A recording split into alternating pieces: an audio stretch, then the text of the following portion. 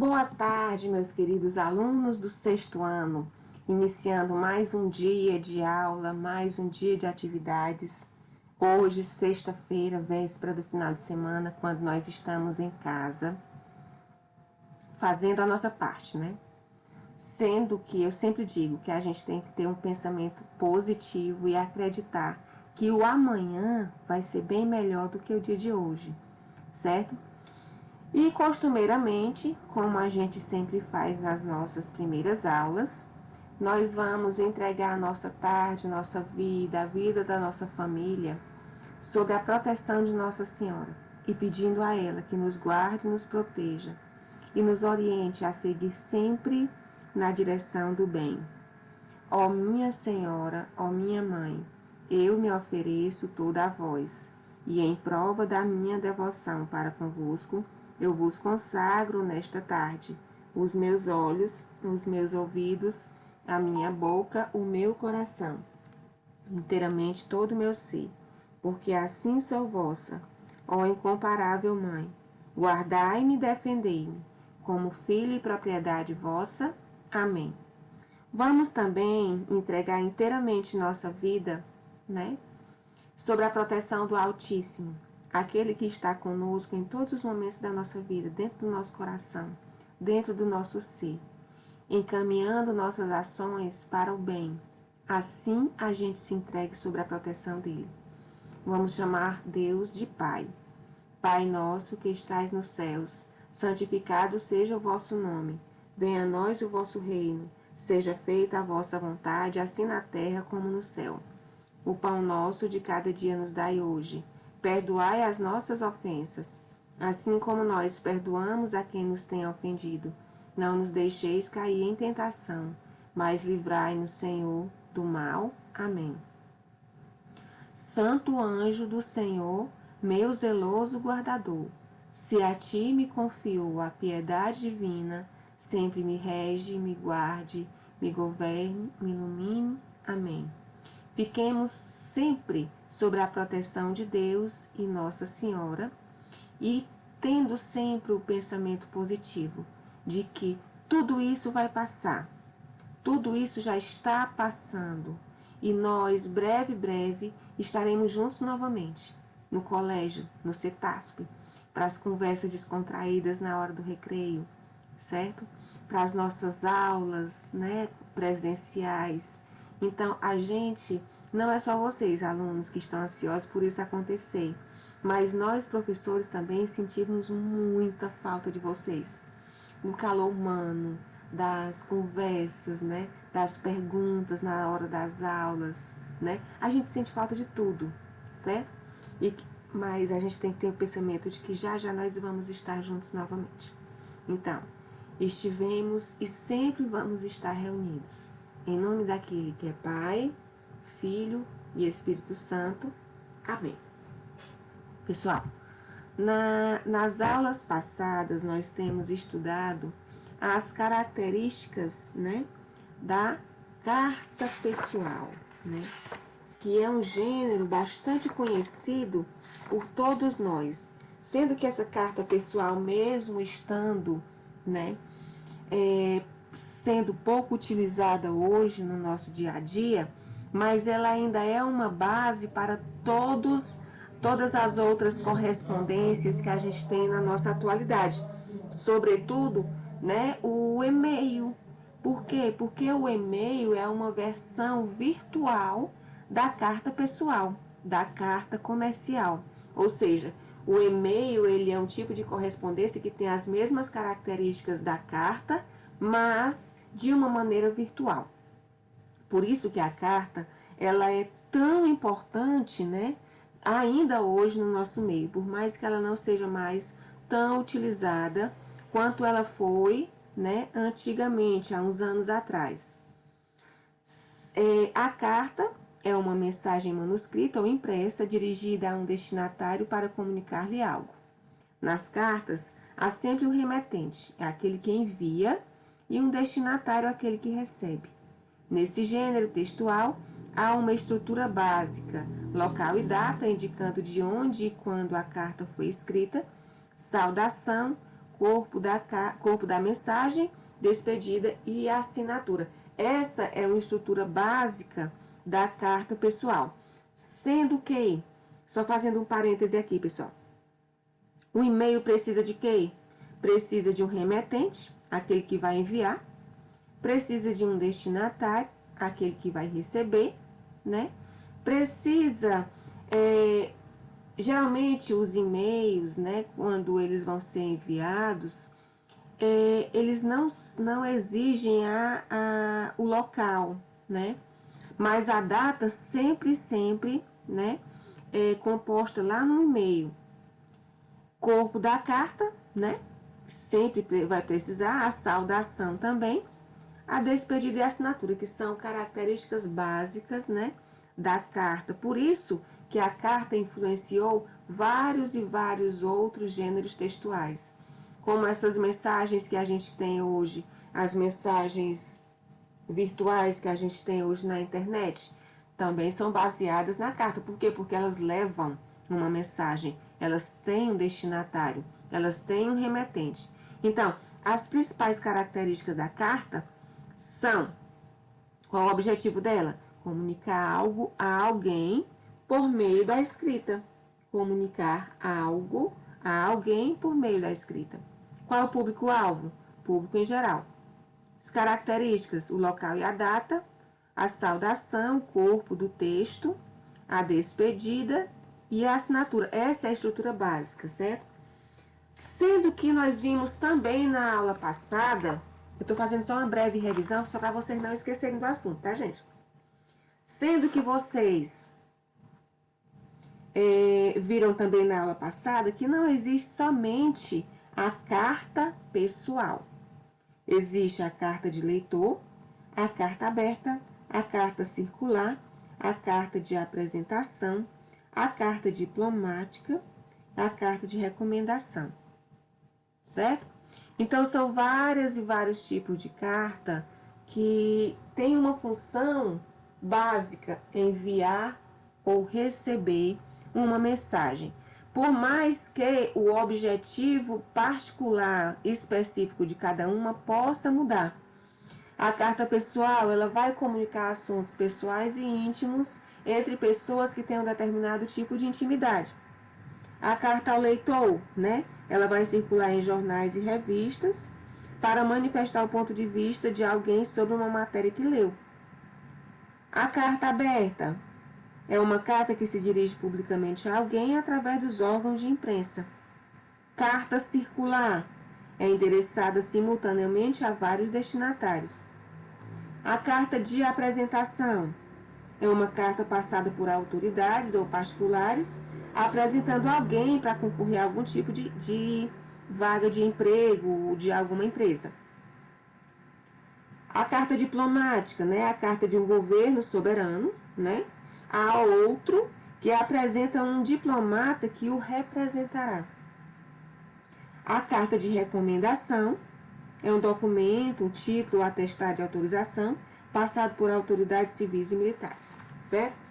Então, pessoal, hoje com isso eu quis só sintetizar o que nós vimos na nossa aula passada, ok? Sendo que o nosso assunto hoje vai ser o registro formal e o registro informal. Registro formal e o registro informal. Questão 1. Releia um trecho da carta de Miguel para Arthur. Essa grana vai chegar na hora certa, porque mês que vem vai ter a festa junina do colégio e eu preciso de dinheiro para curtir. Estão comentando que vai ter até touro mecânico, coisa bem maneira mesmo. Tô a fim de chamar a Lu para ir comigo. Vê se não enrola para mandar notícias. Tô enviando uma foto do nosso último jogo. A gente perdeu, mas tá todo mundo animadão na foto. Olha, só relendo o trecho da carta que nós lemos, né? Lá no início do capítulo, lá na página 97. Essa grana vai chegar na hora certa, porque mês que vem vai ter a festa junina do colégio e eu preciso de dinheiro para curtir. Estão comentando que vai ter até touro mecânico, coisa bem maneira mesmo. Tô a fim de chamar a Lu para ir comigo. Vê se não enrola para mandar notícias. Tô enviando uma foto do nosso último jogo. A gente perdeu, mas tá todo mundo animadão na foto. Agora vocês vão responder a letra A e a letra B. A letra A e a letra B sobre esse trechinho que a gente leu agora, tá bom? Vamos lá, letra A e letra B. Letra A e letra B.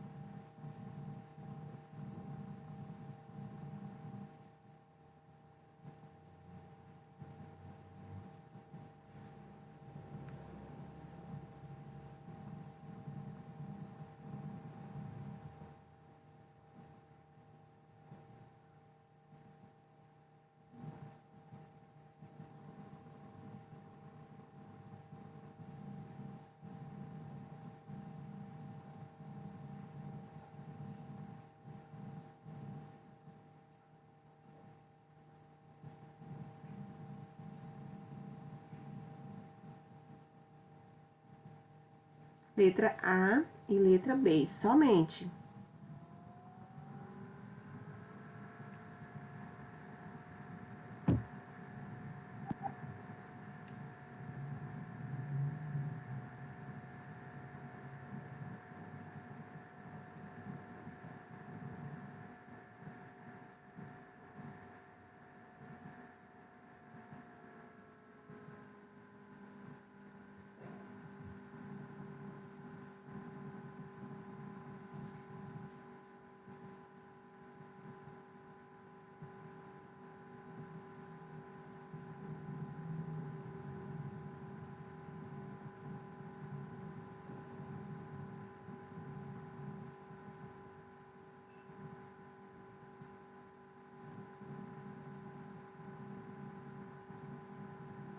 Então, pessoal, na letra A, Miguel utiliza algumas expressões que indicam uma situação comunicativa informal.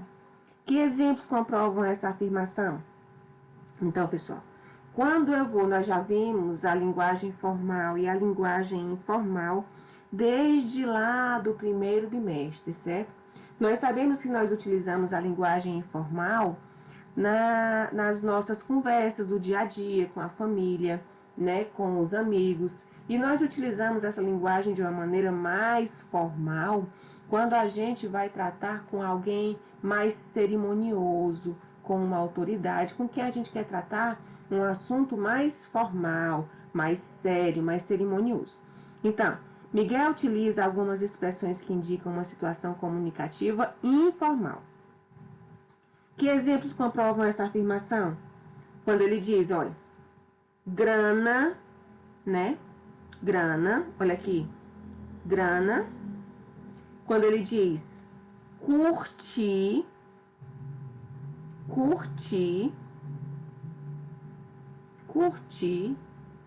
coisa bem maneira, tão comentando,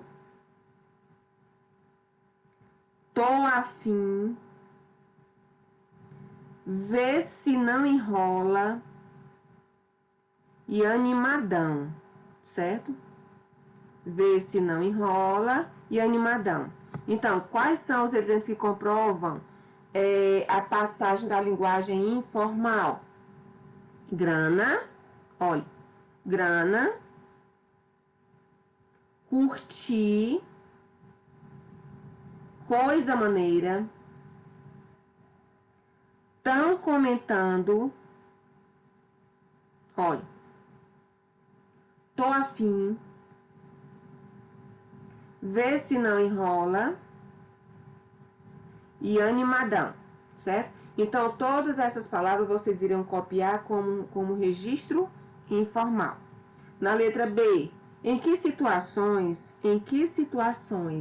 e com quem é adequado utilizar esse registro? Em que situações e com quem é adequado utilizar esse registro? Como eu já falei para vocês. A gente só pode utilizar a linguagem informal nos contextos informais, ou seja, em conversas com amigos e familiares, e em outras situações informais do dia a dia. Em conversas com amigos e com familiares e em outras situações informais do dia a dia. Em conversas com amigos e familiares e em outras situações informais do dia a dia. Segunda questão.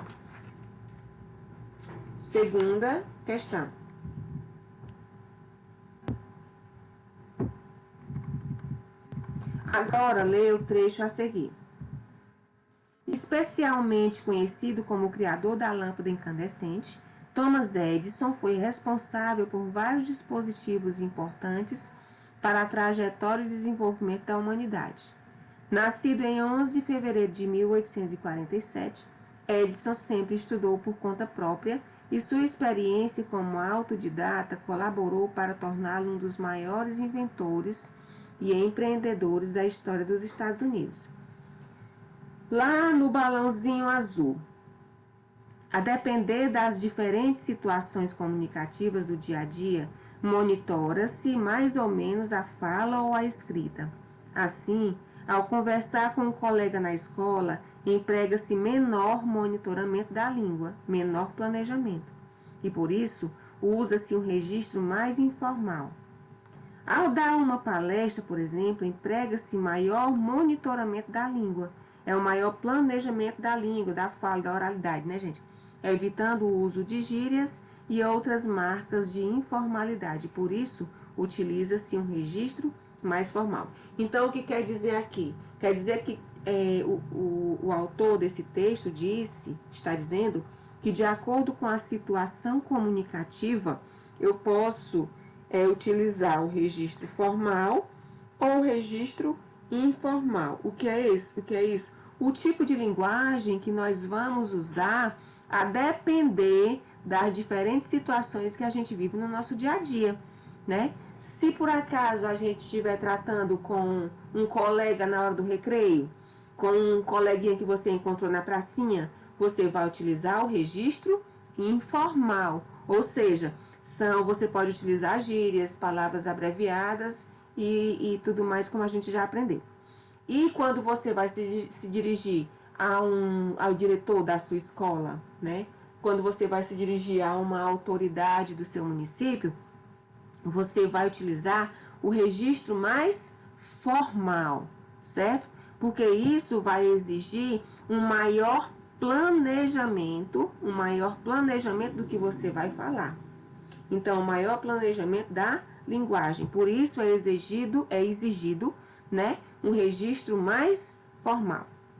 Então, a pergunta da segunda questão. Que tipo de registro predomina nesse texto? Qual é a relação entre esse registro e o local onde o texto foi publicado? Vocês vão responder agora. Onde é o local que foi publicado, pessoal? Olha, na revista Galileu. Então, Humberto ABDO, 8 invenções de Thomas Edison, que mudaram o mundo. Foi publicado na revista Galileu, certo? Ela está hospedada no site da internet e foi acessada no dia 29 de março de 2017. Ok? Então, que tipo de registro predomina nesse texto? Qual é a relação entre esse registro e o local onde o texto foi publicado? Já praticamente falei a resposta para vocês, pessoal. Agora vocês vão responder a segunda questão.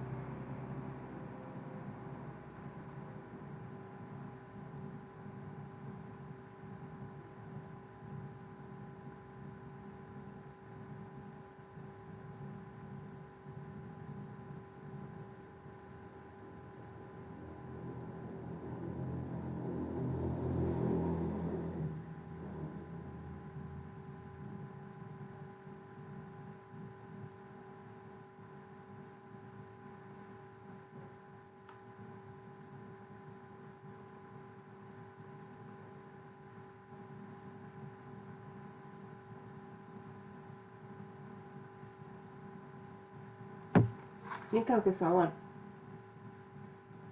Na segunda questão, que tipo de registro predomina nesse texto? Qual é a relação entre esse registro e o local onde foi publicado? Então, nós podemos verificar que nesse texto aqui, que nós acabamos de ler na segunda questão, predomina o registro formal. O registro formal da língua, certo? A outra pergunta.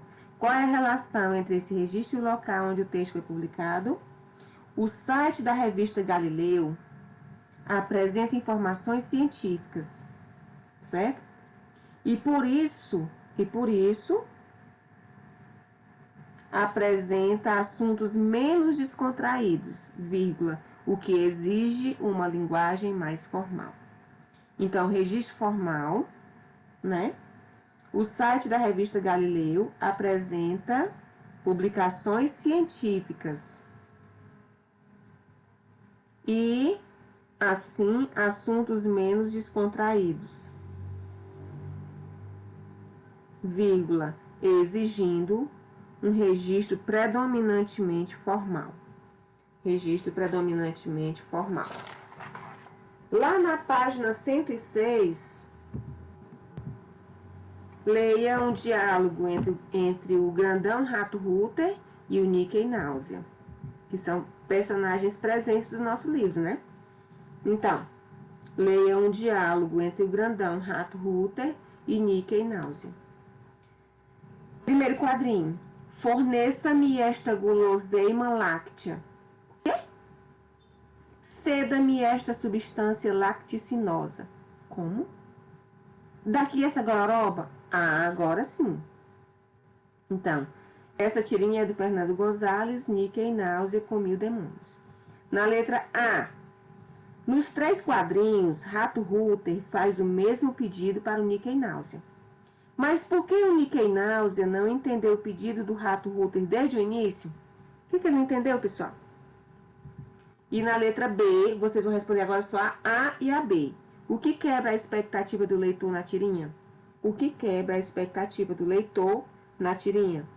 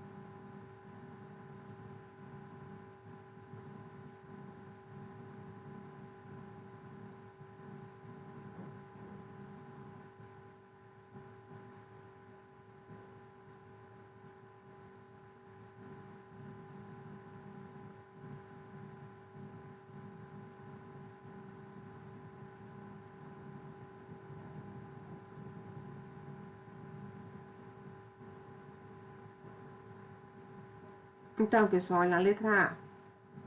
Nos 3 quadrinhos, Rato Rooter faz o mesmo pedido para Mickey Náusea.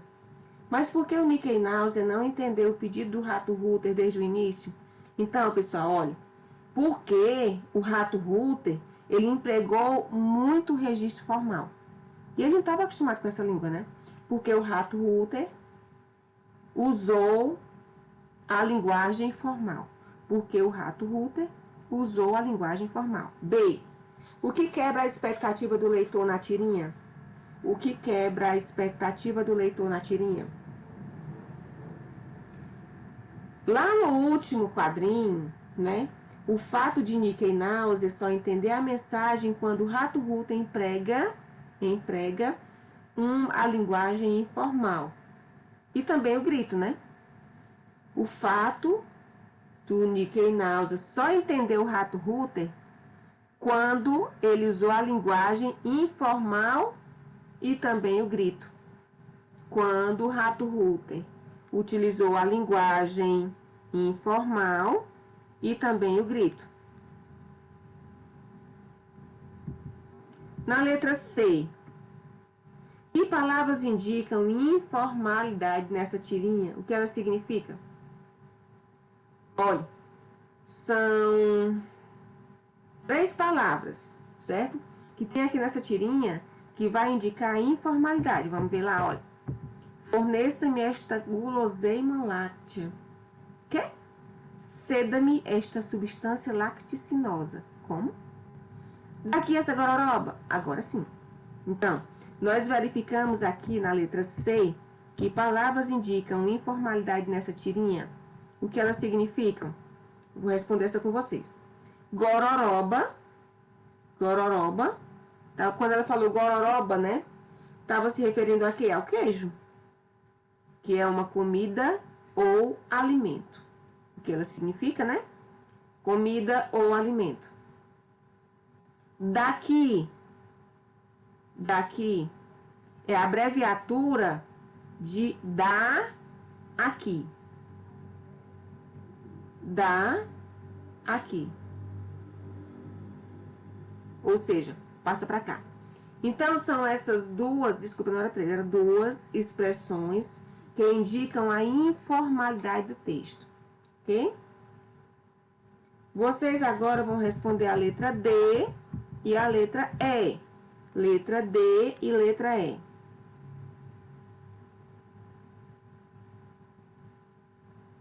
Letra D e letra E.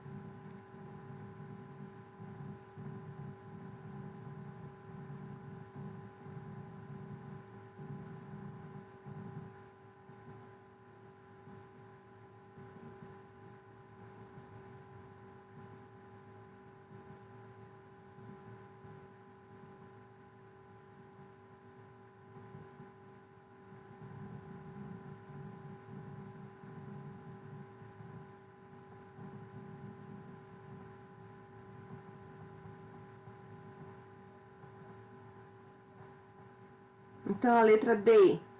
Que outras expressões foram empregadas por Rato Ruther para indicar o que ele estava querendo? Ele chamou o queijo de quê? Então, né? Ele chamou lá no primeiro quadrinho, ele chamou de guloseima láctea. E no segundo quadrinho, ele chamou o queijo de substância lacticinosa. Então, ele utilizou guloseima láctea e substância lacticinosa.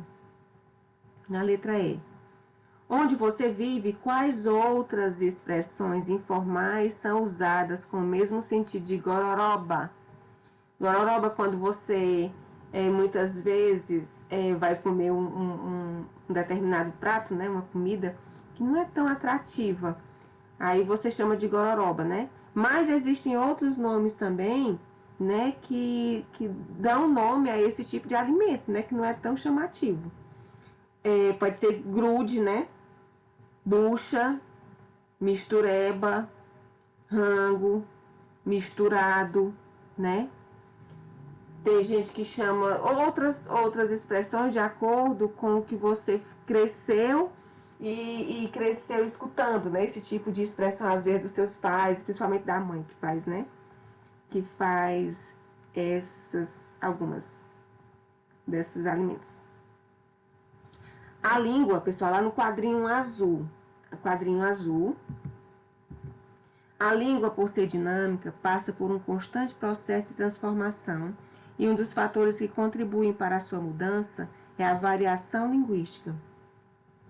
Assim, a língua pode variar de acordo com o grupo social, a escolaridade, a idade, a época, a região em que o falante viveu ou já viveu, o assunto ou ainda de acordo com a situação comunicativa.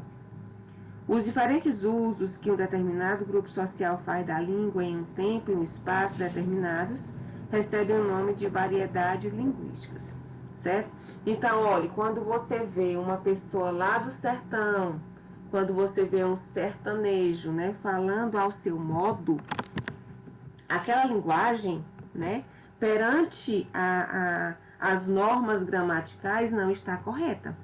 mas perante o local onde ele vive, é uma linguagem correta e usual no meio onde ele vive. Por quê? Porque ele cresceu vendo aquela linguagem e havendo uma comunicação. Então, nós percebemos que são variedades linguísticas, certo? A gente tem muito prático esse tipo de variedade linguística, né? Naquela música do Luiz Gonzaga, Asa Branca. Quando olhei o céu ardendo, qual fornalha do sertão. Eu perguntei, ai meu Deus do céu, para que tamanha judiação? Que forneiro que fornalha, nem um pé de plantação. Por farta d'água morreu de sede, meu alazão. Certo? Mais ou menos assim, eu não sei direito da letra da música não, tá? Mas nesse tipo de linguagem informal, o que o cantor Luiz Gonzaga quis repassar? Sobre a situação da seca no sertão. Foi entendido? Houve comunicação? Houve. Então, é uma variedade linguística, certo? É o modo do sertanejo falar que não é o modo errado. É o modo dele falar no local onde ele vive, certo? Nós já estudamos também, lá no primeiro bimestre, que existem vários tipos de variedades linguísticas, né? Nós temos a variedade também histórica, como eu citei para vocês, acho que todos vocês vão lembrar. Da variedade histórica, quando a gente tem aquela palavra você, que antigamente era vossa mercê, passou para vós me ser, hoje você, né? Quando você vai escrever, né, em redes sociais, algumas mensagens, algumas pessoas utilizam o VC. Então, são variedades que vão se modificando com o tempo, com o lugar, dependendo da circunstância, certo? Então, o modelo formal da língua presente nas gramáticas normativas é chamado de norma padrão. É o que todo mundo usa, né? É padrão. Quando nos referimos à língua em suas situações reais de uso em contextos mais formais, dizemos normas urbanas de prestígio ou norma culta, que são comumente utilizadas em documentos oficiais, no meio diplomático, científico, jornalístico e literário, e em contextos que exigem nossa expressão linguística formal. Lá na página 107, nós temos um trecho de um texto que está no blog da Marina, certo? Oi, gente, desculpem porque demorei a voltar, mas aconteceram 1 milhão de coisas. O micro deu pau, entrou um vírus daqueles, foi pro conceito e fiquei ilhada todo esse tempo, morrendo de saudade de vocês. Puxa, como é tudo sem graça sem o meu blog. Então, na letra A, vocês vão preencher essas informações aqui de acordo com os dados que existem nesse texto. Quem escreve? Para quem escreve? Qual é o objetivo? Por que meio a mensagem é transmitida? E qual é o assunto? E depois, na letra B, que relação tem a situação comunicativa e o registro predominante? Vamos lá, respondendo a quarta questão, letra A e letra B. Quarta questão, letra A e letra B.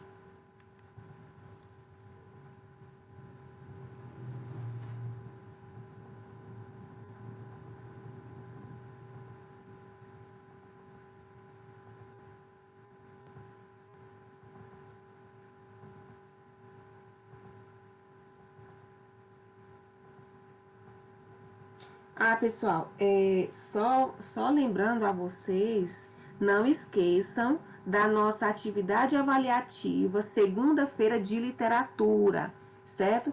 Vai estar na plataforma, vai ser uma avaliação parcial, certo?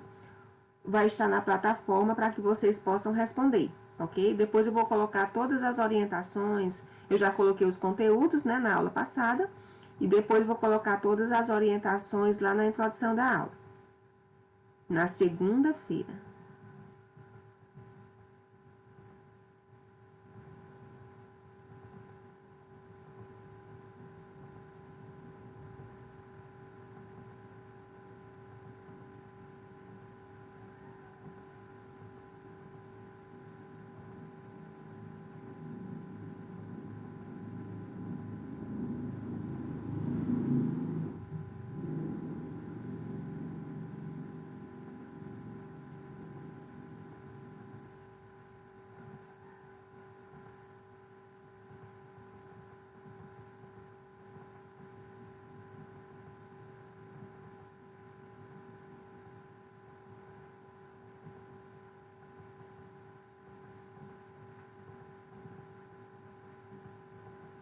Então, pessoal, na letra A, registre as informações sobre o contexto de produção do trecho. Quem foi que escreveu? Quem foi que escreveu? Olha aqui, olha. Não é o blog da Mariana? Da Marina? Então foi a Marina. Para quem ela escreve? Para os leitores do seu blog. Para os leitores do seu blog. Qual é o objetivo, né? Compartilhar informações pessoais, né? Compartilhar informações pessoais. Por que meio a mensagem é transmitida? Que é esse aqui? Que meio é esse? É um blog, por meio de um blog. E a última, qual é o assunto? Ela se justificou pela ausência no blog nos últimos dias. Justificou a ausência no blog nos últimos dias. Letra B. Que relação tem a situação comunicativa e o registro predominante? A situação comunicativa, certo? A situação comunicativa é uma situação informal. Por quê? Porque ela está tratando com amigos. A situação comunicativa é informal, por isso o registro também é informal. Por isso a linguagem é informal. A situação comunicativa é informal e a linguagem também é informal. Ok? Quinta questão. Leia o bilhete a seguir e observe a sua estrutura. A. Qual é a semelhança e a diferença entre um bilhete e uma carta? Letra B. Explique o tipo de registro empregado no bilhete acima. Oi, Manu, beleza? Tô afinzão de ver aquele filme de super-herói. Acho que vai estar irado. Topa ir depois da escola, Rafa? Então, quinta questão, vocês vão responder a letra A e a letra B. Letra A e letra B.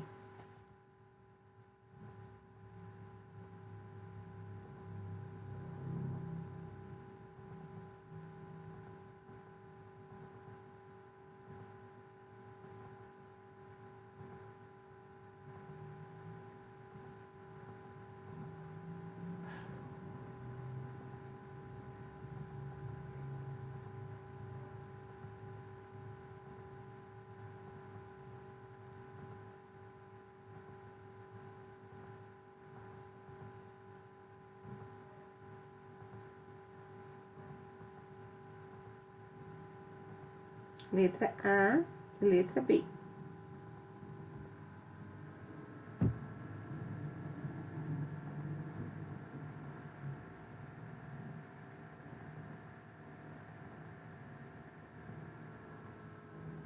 Então, pessoal, na letra A, qual é a semelhança e a diferença entre o bilhete e uma carta? A semelhança, vamos iniciar pelas semelhanças, né? Tem o objetivo de se comunicar com alguém. Semelhança é essa. Tem o objetivo de se comunicar com alguém. E as diferenças? A carta é mais detalhada. A carta é mais detalhada. E o bilhete é mais curto. E não apresenta local e data, pois é enviado para pessoas bem próximas.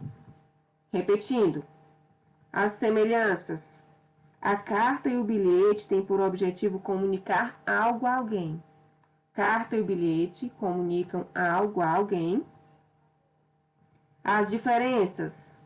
As diferenças. A carta é mais detalhada e o bilhete é mais curto. O bilhete não costuma apresentar local e data. E geralmente é enviado entre pessoas que estão bem próximas. E geralmente é enviado entre pessoas que estão bem próximas. Letra B. Explique o tipo de registro empregado no bilhete acima. Então, registro predominantemente informal. Porque, olha aqui, ele utilizou aqui, pessoal, olha. Palavras abreviadas, gírias, né? Tô afinzão, tá? Palavra abreviada. Irado, gíria. Topa ir, também é uma gíria. Olha como até o nome dele ele colocou abreviado. Então, a resposta da letra B é: como o bilhete trata de assuntos cotidianos e apresenta uma relação de amizade, o registro, ou então a linguagem, é informal. Linguagem é informal. Lá na página 108,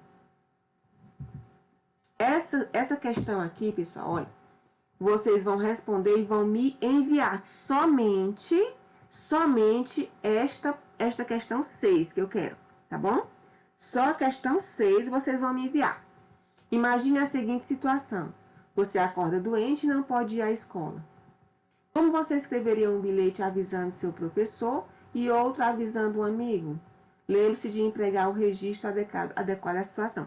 Então, para o professor, você iria utilizar o registro formal, porque é alguém de uma certa formalidade em relação a você. E para um amigo, como com o seu amigo você tem uma maior intimidade, então você iria usar o registro informal. Então, que diferenças você percebe entre os bilhetes, né? Do professor e do amigo? Olha, o primeiro, aqui vocês podem responder, tá? O primeiro é escrito em registro formal, que é para o professor. E o outro em registro informal, que é para um amigo.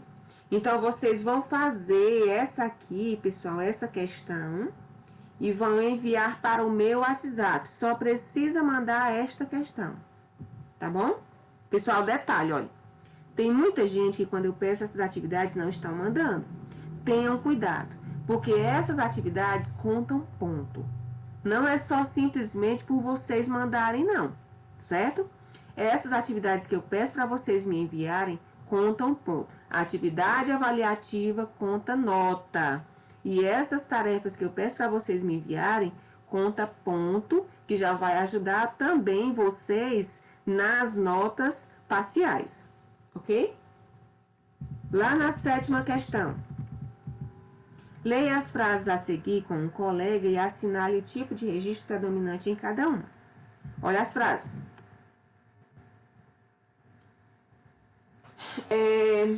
Pedimos a Vossa Senhoria que invoque a colaboração desta entidade a fim de permanecermos atendendo os enfermos que nos pedem auxílio. Então, é direcionada aqui a uma pessoa de mais cerimônia, né, de mais formalidade. Então, aqui o registro é formal. Pedimos ao Senhor que solicite a ajuda desta entidade para que possamos continuar atendendo os doentes que nos pedem ajuda. Também é um registro formal. Terceira, o Senhor sabia desde o princípio dos reais propósitos do pretendente. Queria apenas o seu patrimônio, nada mais. Também aqui registro formal. Você sabia desde o começo das intenções do cara. Queria só seu dinheiro, mais nada. Então aqui, olha, quando ele falou cara, certo? Ele utilizou um registro informal. Nós saberemos que a opinião foi bem sucedida quando o médico responsável nos informar. Então, registro formal. A gente vai saber se deu tudo certo na cirurgia quando o doutor vier avisar.